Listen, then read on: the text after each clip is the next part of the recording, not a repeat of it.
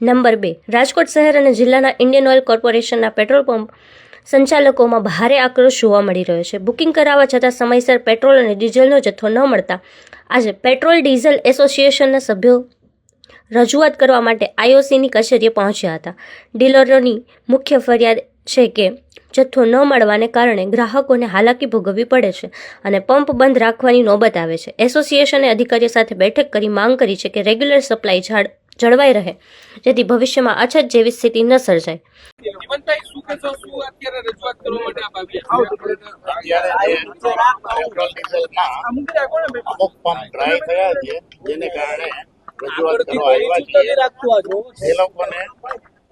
શનિ રવિમાં પેમેન્ટ થયું નથી, કારણે ડ્રાઈવ થયા છે.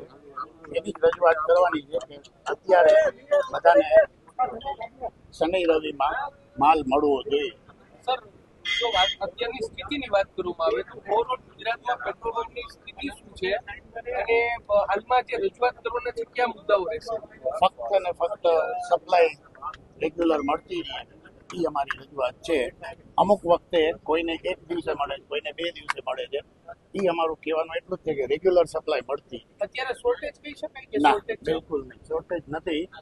જે કંઈ છે એ બેંકના કારણે છે. અત્યારે ટેમ્પરરી આજે શનિ રવિ આવ્યા, જેમાં ઘણા લોકો પેમેન્ટમાં નથી પહોંચી શક્યા, જેને કારણે ડ્રાય આઉટ રહ્યા છે. અમુકના ઓર્ડર નથી થયા, એને કારણે ડ્રાય છે. જથ્થો મળે છે. અમુક ડિલે થાય છે, પણ સાવ બંધ છે કે શોર્ટ સપ્લાય છે એવું અત્યારે નથી લાગતું. કારણ અમે ઉપર મળી જઈએ, વાતચીત કરી લઈએ, પછી પાછું આપણે જણાવીએ. ડિલેનું કારણ કંઈ ઓવરલોડ છે. તમારી કેપેસિટી કરતાં વધારે ઓર્ડર્સ આવે છે, જેને કારણે ડિલે થાય છે. બીજું કોઈ કારણ નથી. સૌરાષ્ટ્રમાં 1000 પંપ. 1000 પંપ સૌરાષ્ટ્રમાં. કેટલા છે અત્યારે? ના, અત્યારે બંધનો રેશિયો બહુ ઓછો છે. મારી પાસે જે ડિટેલ આવી જેમાં ઘણા ઓછા છે.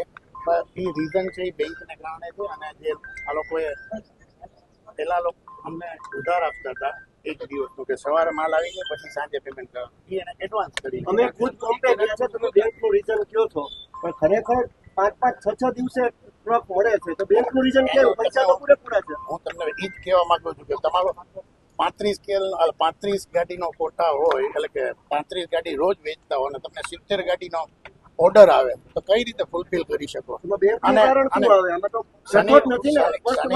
શનિ રવિમાં કોઈને પૈસા નથી પહોંચ્યા. જેટલાના પૈસા નથી પહોંચ્યા એટલાના ડ્રાય આઉટ ગયા. અમુકના ઓર્ડર પેન્ડિંગ હતા કે જે આમાં ભાડાની ગાડી મળતી નથી. મેઇન વસ્તુ ભાડાની ગાડી મળતી નથી. ડીલરની ગાડી હોય છે, એમાં વાંધો નથી. સર, રાજકોટમાં લોકોની એક એવું પેનિક છે કે ભાઈ પેટ્રોલ પંપ, ઘણા બધા પેટ્રોલ પંપ રાજકોટના આજે બંધ છે. શું અપીલ કરશો લોકોને? શું કહેશો કે હાલમાં શું સ્થિતિ? કોઈ એવી તંગીની અત્યારે હાલ પરિસ્થિતિ દેખાતી નથી. અમે ઉપર મળી લઈએ છીએ, એની સાથે ચર્ચા કરી લઈએ અને જે કંઈ છે આ ડિલે થાય છે એનું સોલ્યુશન કાઢીએ. Thank you. 1 મિનિટ ઉભા રહ્યો ને. ઓય ઠીક વાર હવે